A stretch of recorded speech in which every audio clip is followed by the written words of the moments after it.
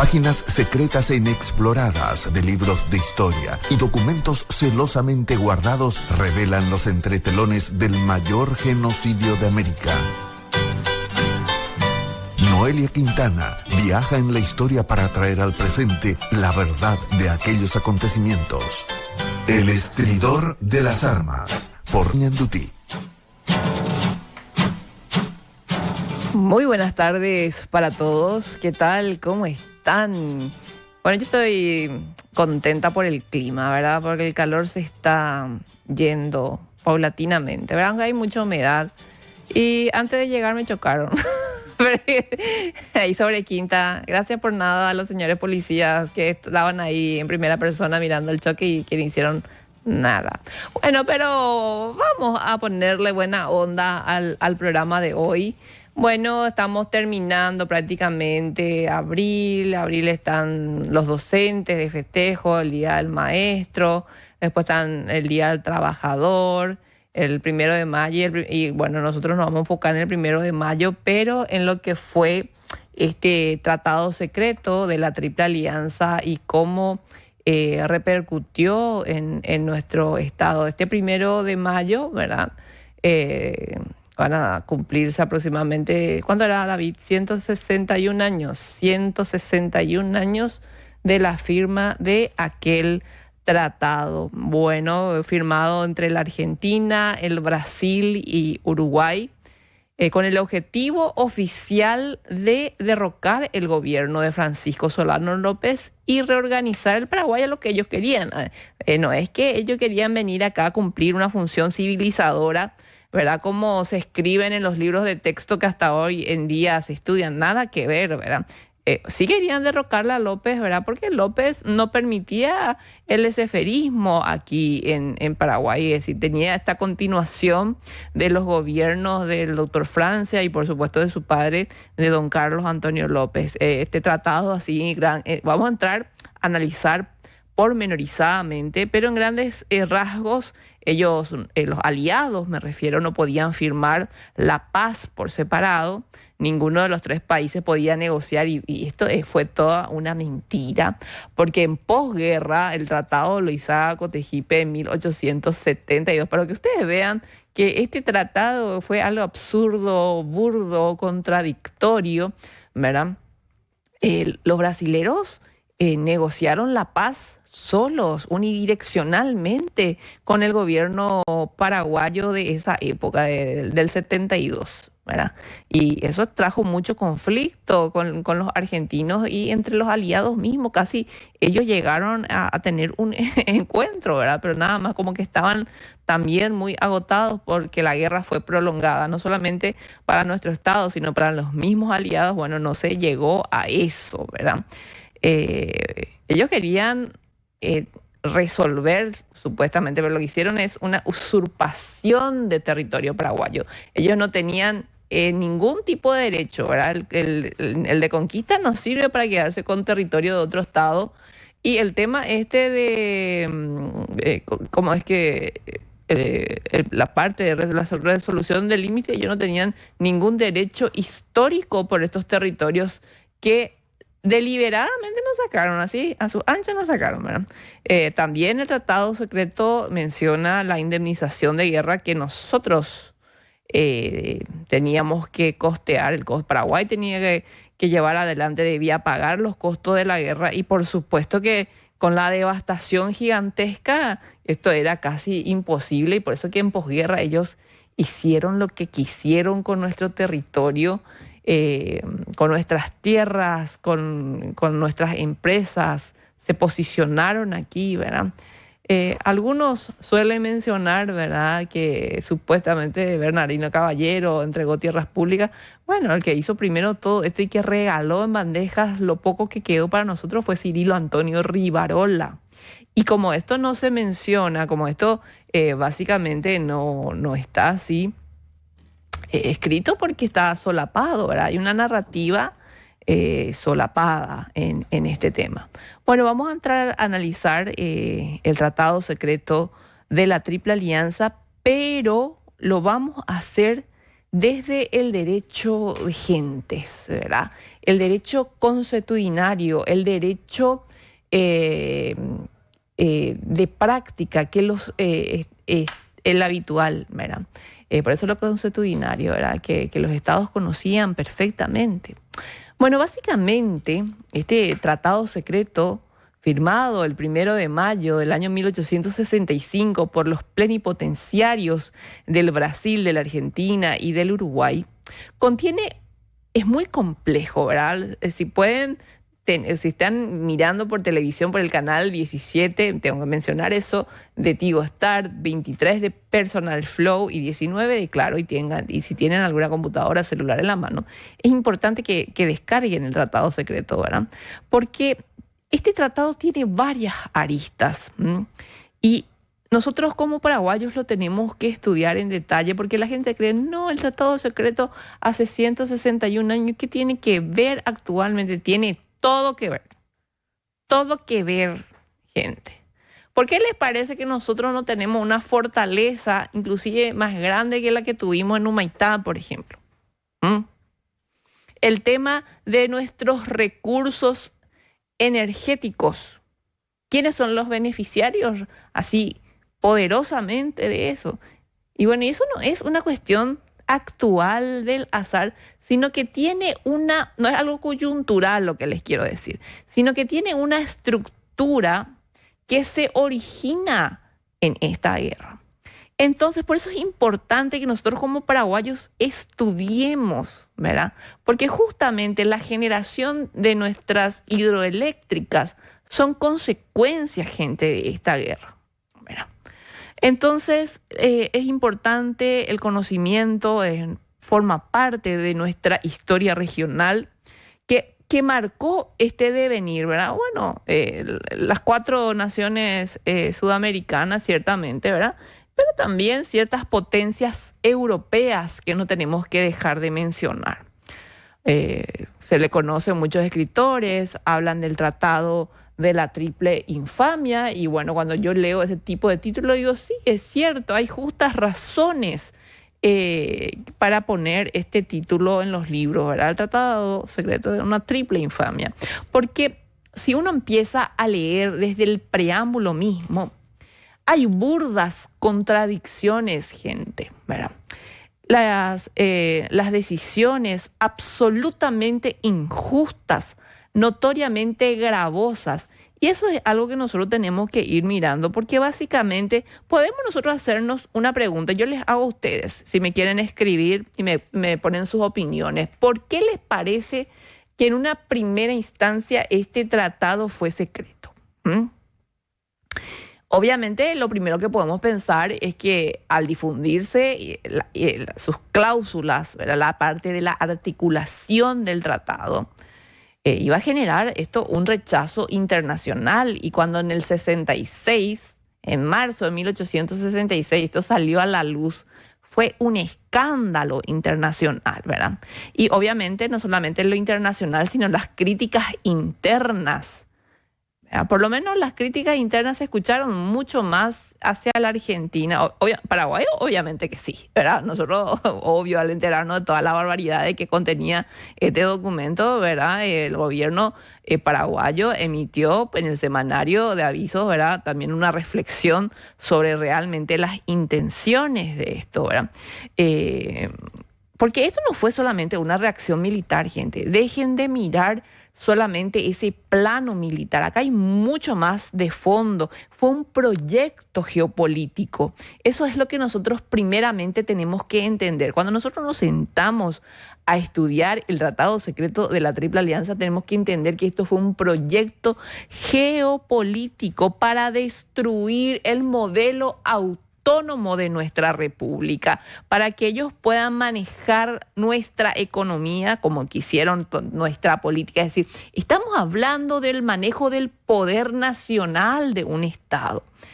Redefinieron sus fronteras con nuestros territorios y bueno, el sometimiento político es innegable. Es así. Entonces acá hay muchas cuestiones, ¿verdad? Porque el impacto final fue catastrófico y nadie puede decir que no. Pérdidas demográficas. Me escribía un seguidor hoy, voy a aprovechar para responderle, porque le dije que le iba a responder aquí en el programa. Me decían, profesora, ¿realmente cuánto era la población paraguaya antes del inicio de la guerra de la Triple Alianza? Bueno, entonces en la parte demográfica nosotros tenemos algunos inconvenientes para dar la cifra exacta. Primero que todo, los que bajan la línea a favor, paraguayos que bajan la línea a favor de del relato de los vencedores, ¿verdad? Estoy hablando específicamente más afines al Brasil, se basan en los estudios realizados, creo que fue en el año 1846, si mi memoria no me está fallando, cuando Basilio López realiza un censo donde el propio obispo, Basilio López, obispo, establece que hubo errores en ese trabajo del censo, que no todo estaba, que no pudieron abarcar todo, pero los perros, como conviene al relato histórico, a la narrativa, utilizan ese censo. Bueno, después tenemos los correntinos, hablan de aproximadamente 1.100.000 habitantes en Paraguay. En el libro de los de Cud se menciona aproximadamente entre 800.000 y 900.000 habitantes.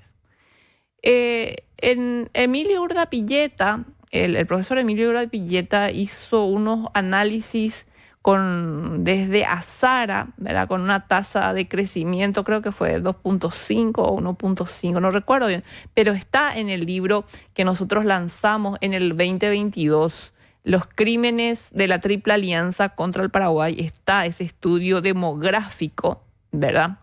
Que realizó el profesor Urdapilleta, ¿verdad? Que es muy interesante. Y luego tenemos el censo oficial. ¿Qué significa el censo oficial? Lo que el gobierno dio por sí, esta cantidad somos nosotros, ¿verdad? Y uno de los estudios que se tiene es el de Dugratí, ¿verdad? Dugratí. Que habla aproximadamente de 1.300.000 habitantes. Bueno, pero el escándalo, pues sí, si nosotros tomamos el censo oficial. Lo que pasa es que si don Carlos, es decir, no lo estableció esto Francisco Solano López, esto lo estableció don Carlos Antonio López. Y si nosotros entramos y no usamos el censo oficial, le estamos diciendo a don Carlos Antonio López, ¿sabes qué? No es así, ¿verdad? Y eso es lo que se hace, se trata de discutir con el presidente de la República, donde se realiza en su periodo de gobierno, ¿verdad? Ese censo, y le dicen, no, esto no, está muy inflado. Después se habla de 500.000 habitantes, ¿verdad? Y uno de los grandes demógrafos que estuvo 3 días, no sé qué, por Paraguay en su visita, y dijo, aquí hay 500.000 nomás, ¿verdad? Ese fue el ministro británico Edward Thornton. Sí. Entonces, como acá los muchachos se guían por quién es el que dice y no en estudios serios, basaron vamos a decir, su estadística demográfica en lo que dijo Edward Thornton también. Pero hay una realidad que no se puede, gente, pasar por alto.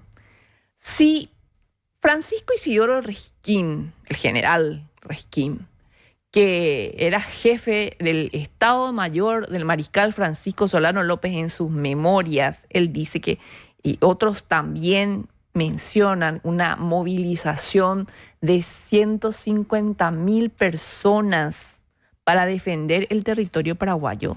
¿Y cómo se hizo eso, verdad? La gran 7. Si éramos 500.000 nomás, ¿verdad? Pero eso es algo muy improbable si teníamos solamente 500.000 habitantes. Y ya estamos hablando que Francisco Solano López era el genio de los genios, si pudo hacer una movilización de esa envergadura. Obviamente que esta guerra en un determinado momento se vuelve total, ¿verdad?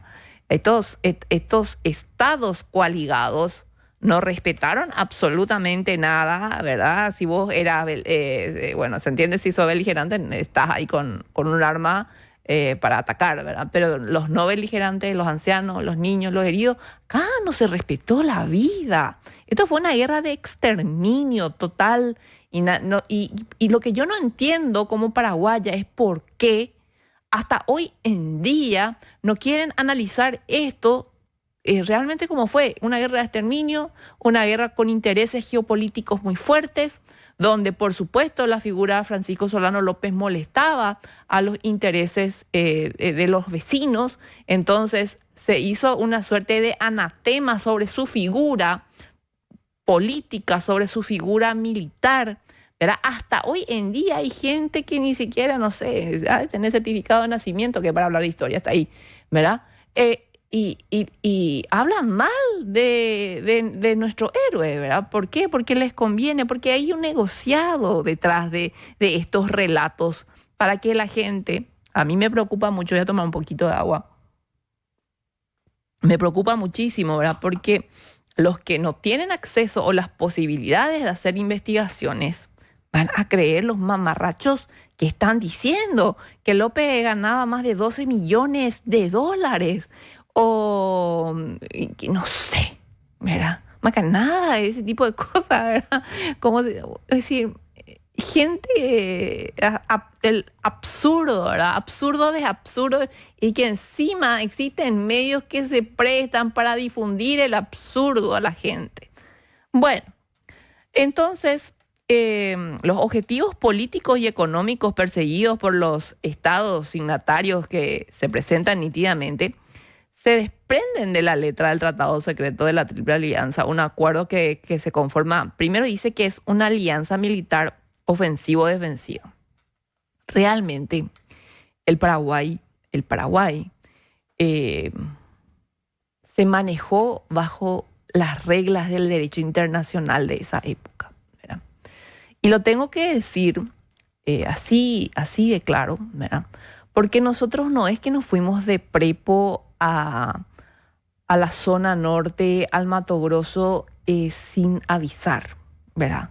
Nosotros hicimos un aviso concreto en el nivel, utilizando el hard power del Estado, que es una diplomacia fuerte, ¿verdad? Como se ve en las notas de Verges emitidas por el gobierno paraguayo, donde le dice claramente a Brasil: señores, si ustedes cambian la política regional, si ustedes se sienten con el derecho de poner gobiernos en otro estado, si ustedes se meten en la política doméstica, nosotros estamos en alerta básicamente y podemos reaccionar de forma armada, porque esto no es correcto. Enviamos 3 notas al Imperio del Brasil. Y antes de enviar esas 3 notas también nos ofrecimos como mediadores pacifistas, que por supuesto que no nos dieron ni 5 de pelota, porque los intereses son otros. Entonces, en vez de mirar el rol pacifista del Estado paraguayo, los legionarios de esa época y luego los que siguieron la corriente, como Héctor Francisco de Cuz, Cecilio Báez, Silvano Godoy y Feró, magnicida intelectual de la muerte de Gil, esa calaña de gente es la que escribe la historia inspirado en otra calaña, ¿verdad?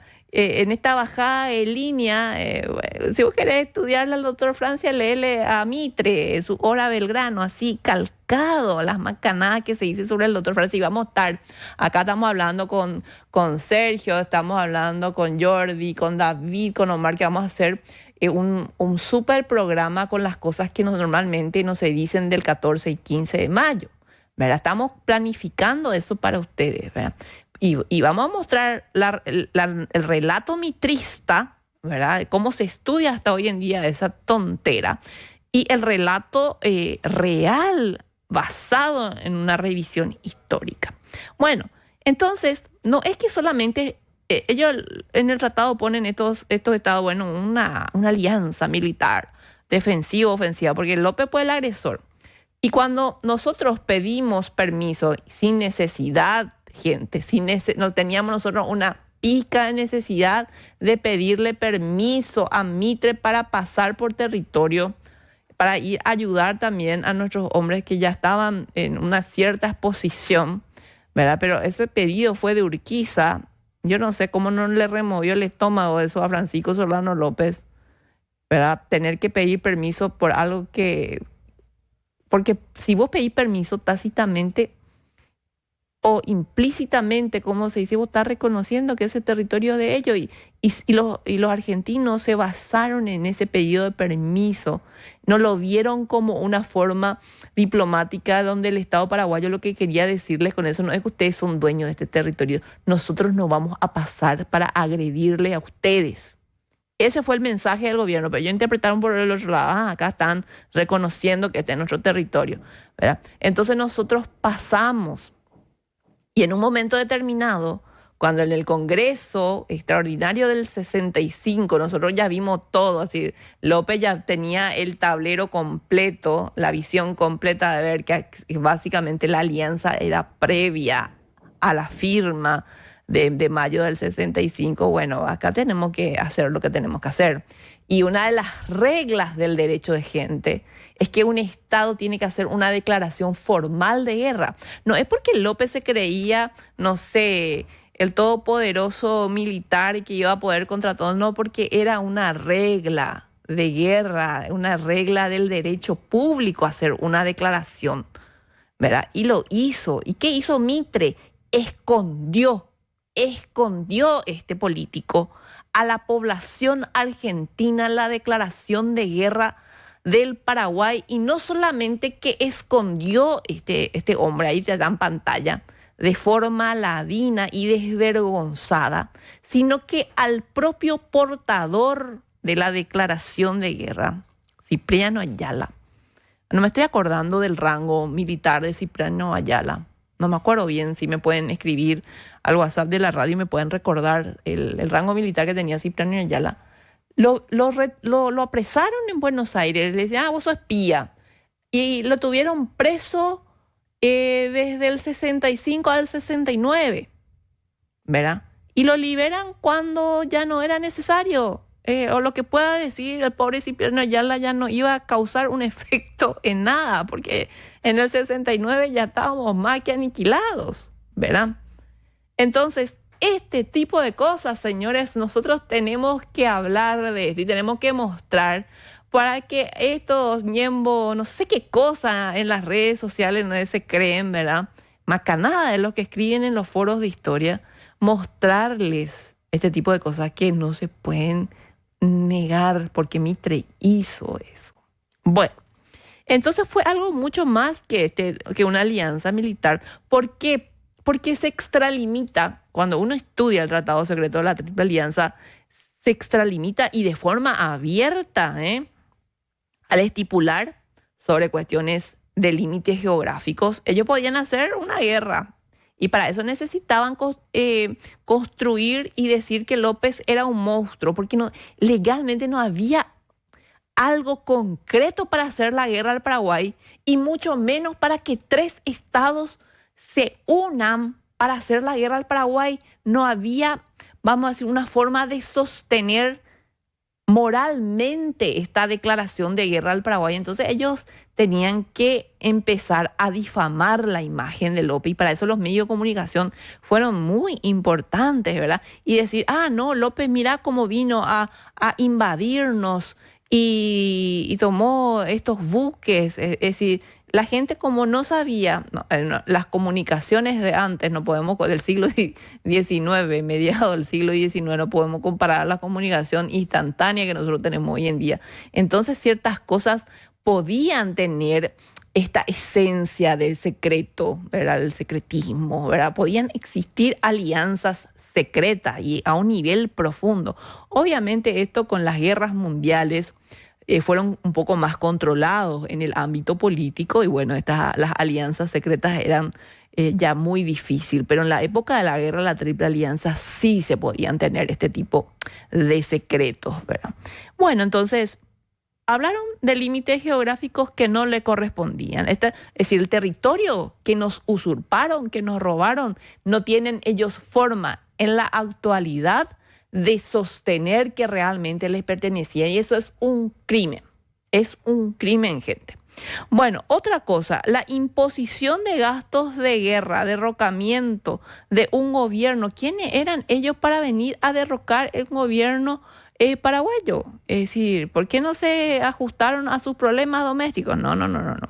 Después, no solamente eso, nos desarmaron, destruyeron nuestras fortalezas militares y a partir de esta victoria pírrica que tuvieron, no dejaron que el Paraguay pueda seguir con un esquema notorio de defensa propia. Todo está controlado.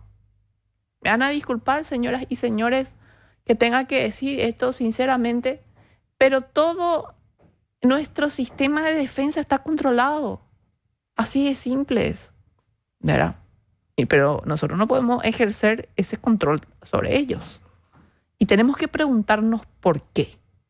¿Por qué pasa esto? ¿Verdad? Es decir, no nos dejan defendernos como deberíamos.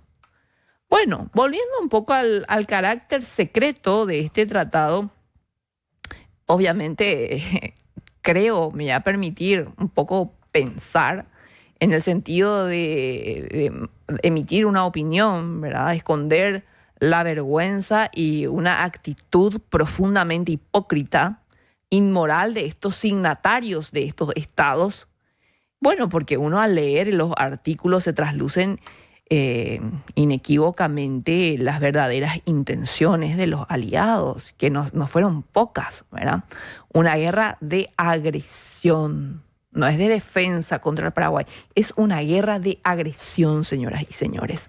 Una guerra de rapiña, porque encima de todos los artículos que tiene de por sí el tratado secreto, están los artículos adicionales, unos 4 artículos adicionales más, donde esta gente dice, bueno, vamos a hablar de los botines de guerra en este artículo. Vamos a hablar de los botines de guerra. Botines de guerra. Y que los jefes, los comandantes aliados, tenían que cerciorarse que efectivamente, ¿verdad? Sus comandados saquen lo que podían robar del Estado paraguayo. Estamos a botines de guerra, le bajan, ¿verdad? Bueno, estas eran las intenciones, ¿verdad? Un avasallamiento total a la soberanía, una falta de respeto a la independencia del Paraguay.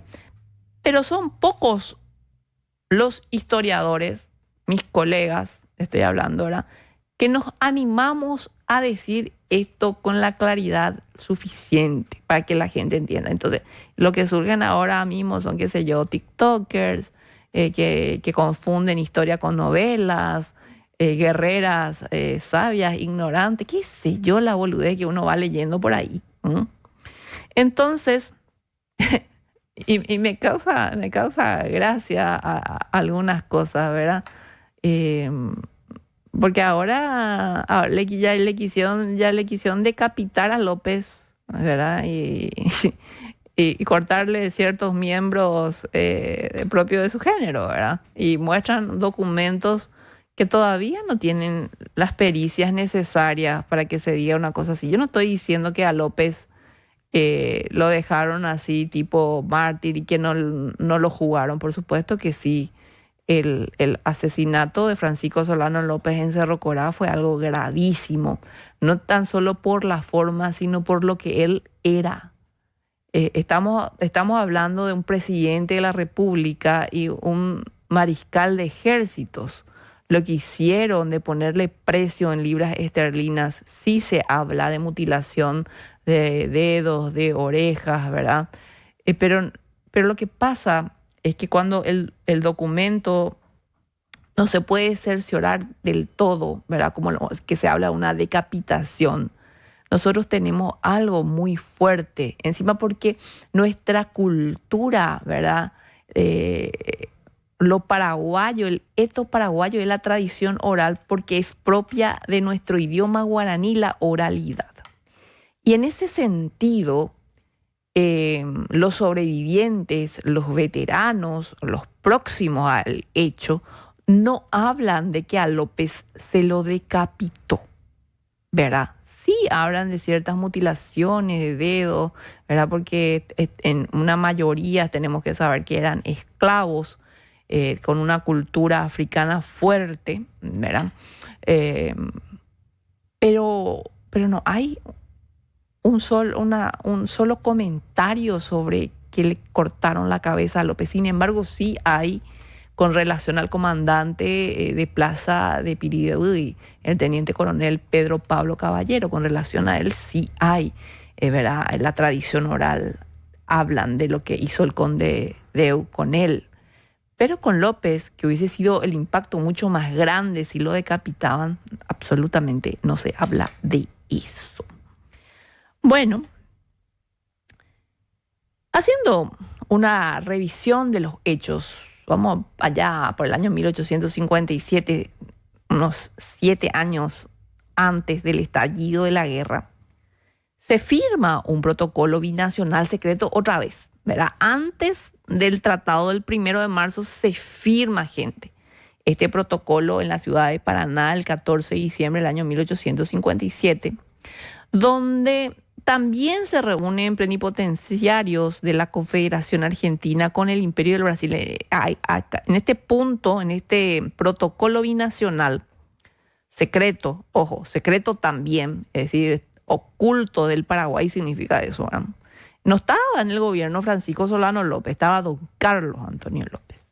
Y aquí, supuestamente, estos tipos se iban a reunir para analizar el tema de la libre navegabilidad de los ríos, porque don Carlos Antonio López les ponía pautas, establecía leyes de navegación que no les gustaba, le dolían el alma tener que acatar, porque es propio de un presidente de la República, aparte de ejercer el poder político, establecer ciertas normas de relacionamiento internacional, y don Carlos lo hizo claramente, y a él no le gustaba. ¿Verdad? Entonces, ¿qué es lo que hacen? Así, se reúnen en la ciudad de Paraná para hablar de don Carlos Antonio López, y a lo largo del texto se menciona 15 veces hacer la guerra al Paraguay. No vayan a pensar que la guerra del 64 al 70 fue por Francisco Solano López. Gente, sáquense ya esa idea. Esta gente, es más, hay documentos en el 50 y 1856, ya que el Brasil va desplegando su diplomacia hacia la Argentina, ¿verdad? Ya está, es más, Mitre cuando no estaba todavía consolidado en el poder y se entera de estos movimientos diplomáticos para hacer una guerra al Paraguay, él escribía pro Paraguay, no, pero esto sería una ofensa a los principios de la República. Así escribía Mitre, pero Mitre después se quedó en el poder y dijo, bueno, vamos a hacer la guerra. ¿Por qué? ¿Verdad? Primero por las pretensiones territoriales y segundo para sacar préstamos a los ingleses, ¿verdad? Porque qué mejor, ¿verdad? Respaldo que decir, necesitamos plata a la gente, ¿verdad? Al pueblo, ¿verdad? Porque finalmente el pueblo es el que paga los empréstitos. Tenemos que hacer la guerra contra este loco, ¿verdad? Y así los ingleses de guantes blancos también endeudan a las grandes élites regionales, ¿verdad? Tanto a los argentinos como a los brasileños, ¿verdad? Los ingleses fueron los winners en esto, los ganadores absolutos, porque no tuvieron necesidad de ensuciarse las manos, dieron la plata, dieron el cartucho, inclusive algunas partes de logística, ¿verdad? No se ensuciaron nada y fueron los grandes beneficiarios también de esto. Así es, imagínense. Y bueno, entonces, hay que acordarse del tratado secreto, es decir, de este protocolo binacional de entendimiento, ¿verdad? Que también tenía como objetivo la guerra al Paraguay. Entonces, en muchos sentidos, es una antelación del tratado del año 1865. En la terminología, me estoy olvidando eso, la terminología es similar. El objetivo que perseguían era exactamente el mismo. A los atentatorios sobre la soberanía de la República del Paraguay se visualiza tanto en este protocolo del 57 y se visualiza también en el tratado secreto del año 1865. Imagínense, ahora que me acuerdo, ¿verdad? Lo que pasa es que los estados generan hipótesis, ¿verdad? Estas hipótesis o planes o planificación de Estado, también es una planificación de Estado, y hay planificaciones de corto, mediano y largo plazo. Bueno, y básicamente presentaron propuestas para hacer la guerra al Paraguay. ¿Qué va a pasar? Bueno, en el caso que vos, en el Imperio del Brasil, que vos hagas solo la guerra al Paraguay, nosotros los argentinos vamos a permanecer neutrales, pero te vamos a dar para tu PC corrientes. Y te vamos a dar todo lo que vos necesites, cuestiones de suministro, armamento, lo que vos necesites, pero nosotros vamos a ser neutrales. ¿Qué clase de neutralidad es esta? Después la otra propuesta es, ¿y si la hacemos los dos la guerra al Paraguay? Esto está establecido en el protocolo del 57. Y bueno, a los argentinos, nosotros vamos a poner 6.000 hombres de las 3 armas, pero necesitamos que la conducción por tierra recaiga en la cabeza del Estado de la Argentina. Se acepta esa condición. ¿Y vos qué vas a poner? Los brasileros dicen, nosotros vamos a poner 8.000 hombres de las 3 armas, pero la conducción por agua va a recaer en el almirante del imperio. Ahora vamos, eso fue en el 57, que ellos ya estaban haciendo este tipo de planificación, ¿verdad? Si pasamos a mirar el Tratado Secreto del 65, ¿quién tuvo la conducción por tierra de los ejércitos? Si estábamos frente a frente, me van a decir Mitre, ¿verdad? Entonces, eso que se estableció en el 57 se vino a cumplir en el 65, ¿verdad? Porque Mitre fue el generalísimo conductor de los ejércitos de la Alianza por Tierra. La acompañaba ciertamente Osorio, pero Mitre era el que se abrogaba tener ese puesto, esa conducción, ser el conductor estratégico por tierra. ¿Y en quién recayó la conducción de la guerra por las aguas? En el almirante del Imperio Berata Mandaré. Lo mismo que establecieron en el 57, miramos, hacemos tratamos de comparar en el 65 y es exactamente lo mismo. Exactamente lo mismo, gente. Bueno, entonces, en primer lugar, estos 2 documentos que estoy mencionando tenían que permanecer en reserva absoluta, dejando constancia que los gobiernos avisoraban una guerra futura contra la República del Paraguay. Bueno,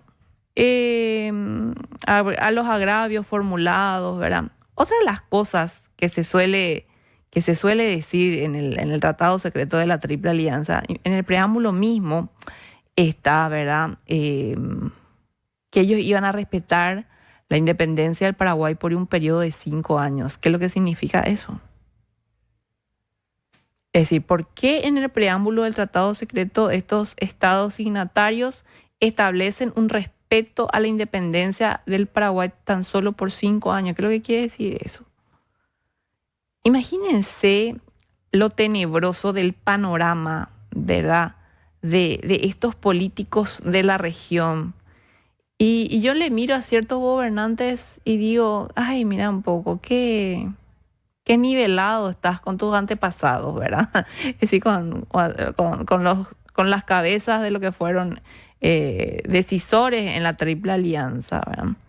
Y realmente las negociaciones diplomáticas secretas entre Brasil, Argentina y Uruguay que iban tomando forma, se iban consolidándose, ¿verdad? Primeramente fue el ministro, no me estaba olvidando de Mármol, el ministro argentino Mármol, en sus cartas que son bastante conocidas, escribió con error de fecha: la alianza con el Brasil no proviene de abril de 1865, sino en mayo de 1864. Y acá viene el debate y las cuchilladas académicas entre los legionarios y los no legionarios, ¿verdad? Porque dicen, no, ahí en Punta del Arroyo, Puerto Rosario, el PC de Venancio López, ahí no pasó nada. Ahí Thornton, el inglés, el Izal, de los representantes del Brasil, lo único que querían era tratar de bajar la escalada y que esto no termine en actos violentos en el Uruguay. Y yo le digo que esas son las hipocresías de la política. Porque el primero que pisó territorio uruguayo acompañado de un ejército por tierra conducido por Mena Barreto y por agua por Tamandaré, ese fue Saraiva, el consejero del Imperio del Brasil, que vino a establecer un ultimátum. Porque el ultimátum, gente, no surge de forma espontánea. El ultimátum es un estudio diplomático fuerte que impone la voluntad de un Estado sobre otro, el hard power, como yo le digo ahora, con una diplomacia fuerte que tiene que torcer, y eso no se genera en días. Esto, Saraiva ya vino con todo lo que tenía que hacer, con todas sus ejes directrices de cómo tenía que manejarse él como consejero del imperio, y que el problema que tenían con el Uruguay, que databan de más de 12 años, cuya la diplomacia oriental le dio explicaciones de todo en ese proceso de 12 años, de todas las quejas a los brasileños, pero no les calzaba el zapato al Brasil, porque no querían explicaciones. Ellos querían dominio político regional, y eso es algo que hay que ver claramente. A ellos no le interesaba ni siquiera Flores. Flores era nada más que una pieza manipulable más para sus intereses, ¿verdad? Y bueno, y es así como tenemos que ir analizando esta problemática. Por eso que no es la guerra del Paraguay, como dicen caraduramente, ¿no? Esto es una guerra regional que tiene su inicio en el Uruguay. Entonces, establece el ultimátum. Toda la diplomacia del imperio rechaza las propuestas de paz, de mediación del gobierno paraguayo, rechaza su nota del 30 de agosto, del 3 de septiembre, del 14 de septiembre, rechazan todo, no querían saber nada porque no buscaban la paz, no buscaban arreglos diplomáticos, porque esta situación, gente, solamente necesitaba de una diplomacia. Ahí se podía solucionar absolutamente todo. Entonces me quieren decir, ¿y entonces por qué López va a Mato Grosso? Porque Resquín en la etapa en el 64, él todavía tenía, es decir, era coronel del Estado paraguayo. Estaba como comandante en la zona de Concepción, como comandante de armas en Concepción. Y se filtraron informaciones de inteligencia desde la zona de Mato Grosso, es más, una zona que ocuparon los brasileños totalmente, violando el tratado de San Ildefonso, todos los tratados entre portugueses y españoles, los lusos, es decir, el Imperio de Brasil las violó como lo quisieron, como querían. Y tan solo por establecer ahí el famoso Fuerte Coimbra, eso ya era una causa de guerra, ¿verdad? Una causa mortal de guerra era, ¿verdad? Y bueno, entonces Resquín tenía informes de que se estaba organizando una fuerza poderosa, porque ustedes tienen que saber, y no se tienen que olvidar, que el Mato Grosso estaba armado hasta los dientes. Y uno no hace una acumulación bélica de esa magnitud de armamentos que tenían los brasileros en la zona del Mato Grosso para venir a darnos besitos. Se estaba consolidando una fuerza. Y Resquín da estos avisos, y está en la colección, la ex Río Branco, ¿verdad? Están estas páginas donde Resquín le da este informe de inteligencia a López. Mira lo que están haciendo. Probablemente esta gente quiera venir a posicionarse hasta la zona del APA, ¿verdad? Entonces, obviamente que López dice, bueno, acá nosotros lo que tenemos que hacer es una posesión tenemos que tomar este terreno, ¿verdad? A nivel operativo, ¿verdad? La estrategia es quedarse con esa zona, cosa que lo hicieron exitosamente. Lo hicieron exitosamente. La estrategia híbrida diseñada por Francisco Solano López y operativamente llevada por Resquín y por Vicente Barrio con la infantería y con Resquín con la caballería fue brillante. ¿Por qué no pudimos sostener eso? Bueno, una guerra así de prolongada, ¿verdad?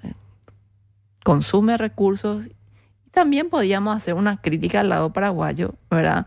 Que también ellos se acomodaron mucho, no esperaron una reacción. En una guerra vos tenés que estar esperando ataques en cualquier momento y de cualquier lado. Bueno, pero eso podríamos analizar en otro programa, lo que fue esta operación llevada a cabo exitosamente por los paraguayos en una coordinación, en una conjuntez, tanto por agua, por tierra, ¿verdad? Brillante. Entonces, Mármol decía esto, no fue en el 65, esto ya se generó todo en el 64, ¿verdad? Desde la presencia del almirante Tamandaré en las aguas del Plata, ¿verdad? Los generales Neto y Mena Barreto en las fronteras orientales se estableció esta alianza entre los gobiernos brasileños y argentinos en protección de la inicua revolución del general Flores. ¿Por qué Flores, gente? Flores no cortaba, no pinchaba ahí en el Brasil. Flores era el capanga de Mitre que se iba a luchar al lado de su socio, ¿verdad? Y que puso como condición para que no haya un cambio de gobierno, que le entreguen a él, a Flores, el Ministerio de Guerra. Y si vos le entregabas a Flores, es decir, si los blancos le entregaran a Flores el Ministerio de Guerra, era como darle el poder nomás ya, ¿verdad? Así de simple. No estaban tampoco locos los uruguayos, ¿verdad? El sector político de los blancos. Bueno, entonces los gobiernos brasileños y argentinos, por supuesto que protegieron y por supuesto que consolidaron este golpe de Estado de Flores, porque eso es lo que hay que entender. Esta gente, con análisis un tanto superficial, para no decir otra palabra, que le llaman tirano al mariscal Francisco Solano López, yo creo que no tienen un concepto de lo que es la filosofía política, ¿verdad? La concepción de la política en un aspecto tan básico, ¿verdad? Como ciertos conceptos, ¿verdad? López fue electo por un Congreso Nacional. No es que a López el famoso pliego que algunas personas confunden. En ese pliego no es que don Carlos Antonio López le dicen, acá mi hijo Francisco Solano López va a ser el próximo presidente de la República del Paraguay. Eso no existe. El pliego era para dejar como interino, ¿verdad? Y que se convoque un congreso con unas 400 personas, 350, 400 personas que elijan en representación del pueblo paraguayo al que va a ejercer la magistratura, el ejecutivo, ¿verdad? Y lo hicieron en octubre de 1862 y bueno, Francisco Solano López primó su figura política, ¿verdad? Obviamente habían personas que no querían que sea él, los famosos detractores, tipo Fidel Maí, su propio hermano, Benigno. Benigno ya empezó a mostrar su hilacha en este Congreso. Después fue un gran conspirador, ¿verdad? Muchos problemas tuvo Francisco Solano López porque tenía muchísimos frentes que combatir. No solamente el frente obvio, aliancista, sino también internamente, ¿verdad? La ansia de poder de su núcleo cercano fue atroz, fue gigantesco. Entonces, estos gobiernos, por supuesto que se aliaron con propósitos y medios, ¿verdad? Criminalmente hablando, ¿verdad? Y una política cobarde. Luego tenemos una carta muy interesante del 14 de diciembre del año 1869, es decir, remitida a Juan Carlos Gómez, cuando Mármol era, Mármol era plenipotenciario uruguayo, sí, ¿verdad? En la Corte del Río de Janeiro, donde hace referencia al Acuerdo de Puntas del Rosario del año 1864. ¿Y dónde está el documento? Te dicen los perros. ¿Dónde está? Te dicen los legionarios. Si no hay documento, quiere decir que no hay tratado. No es así. Porque los protagonistas, los que estuvieron en esta reunión, hablan, ¿verdad? Hablan de lo que pasó ahí, ¿verdad? Bueno, entonces esta carta que remitida a Juan Carlos Gómez cuando Mármol estaba en la corte del Río de Janeiro, hace referencia a este acuerdo de Puntas del Rosario, ¿verdad? Dice que fue el momento en que la alianza de 1857 volvió a entrar en acción con el trasfondo de la Revolución Oriental como punto de partida. Luego tenemos otro documento que habla de esto, ¿verdad? De que la alianza, lo que no es que se firmó, lo que se hizo es una ratificación. Eso es lo que tenemos que decir, la ratificación en mayo del 65.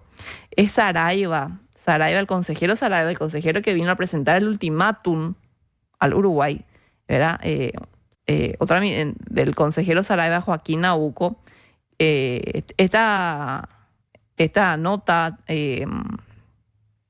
esta misiva, quedaría mejor decir, estaba fechada el 1 de diciembre del año 1894. En el año 1894, Saraiva, protagonista real de todo este tema, deja en claro, ¿verdad?, que él negoció sobre la paz del gobierno oriental con Flores, preparando de esa forma las alianzas de Brasil contra el Paraguay, la que afirmó haber conseguido, ya que la alianza se realiza el día en que el ministro brasileño Paranhos y el argentino Elizalde conferenciaron con Flores en Puntas del Rosario, y no el día, dice Saraiva, y no el día en que Octaviano, ¿verdad?, y otros ministros de Estado firmaron el pacto el 1 de mayo del año 1865. Esta reunión de Puntas de Puerto Rosario fue en el mes de junio, gente. Fue en el mes de junio del año 1864, donde el gobierno paraguayo aún no presentó su nota al plenipotenciario que estaba aquí residiendo en Asunción, ¿verdad? No presentamos todavía, no tuvimos todavía nuestro chirimbolo con el tema del Marqués de Olinda. Todavía no hubo una declaración pública de los movimientos militares hacia la zona septentrional. Nada de eso pasó en junio del 64. Pero estos estados, a través de sus plenipotenciarios, ya marcaron su alianza contra nosotros. Aunque quieran debatir, aunque los ñembos gestores culturales actuales digan macanada por las redes sociales con sus acólitos, esto no lo dice Noelia Quintana. Esto está mencionado en cartas, en misivas varias de protagonistas, de gente que participó, de gente que tuvo un rol protagónico en estas alianzas, ¿verdad? Y eso es algo que no lo pueden ocultar. Qué tema interesante el tratado secreto de la Triple Alianza. Eso que todavía no ingresé a ningún artículo, ¿verdad? Porque tenemos que ir mirando artículo por artículo, ¿verdad? Entonces, tenemos a Mármol, por un lado, que afirma que la Revolución Oriental es el punto de partida de la Triple Alianza. No es aquí en Paraguay, es en el Uruguay, ¿verdad?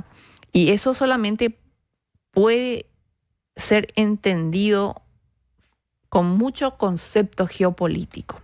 No es que López se fue a meterse en un problema que no le correspondía. Eso es una carencia total de geopolítica. Eso, las personas que opinan de esa forma no ven el tablero completo regional. Y hay que tener esa mirada para poder entender esta situación, ¿verdad?, de guerra, ¿verdad? Entonces, siendo esta afirma, ¿verdad?, que el punto de partida fue el Uruguay, ¿cómo es posible que se hable de una alianza recién en el 65? Es más, no se hablaba tampoco de la alianza del 65. Tenemos que saber que todo era secreto. Esto estalló por la cara de estos estados, ¿verdad?, en el 66. Fue un bochorno internacional, ¿verdad? Bueno, en síntesis, la misma alianza, diferente teatro, parafraseando un poco a Mármol en lo que decía. El protocolo del 57, sumado el acuerdo de Puntas del Rosario del 64, ¿verdad? Estas cosas, gente, constatan, ¿verdad?, fehacientemente la actitud belicosa, la política agresiva de estos estados hacia el Paraguay por parte de la Argentina y del Brasil. Desde muchos meses antes, años, estamos hablando inclusive del 57, ¿verdad?, antes del Tratado de 1865. Es decir, lo que López estableció y lo que se discutió en el Congreso del 65 no fue una paranoia del gobierno paraguayo. Absolutamente no. Es decir, López ya tenía esto más que claro.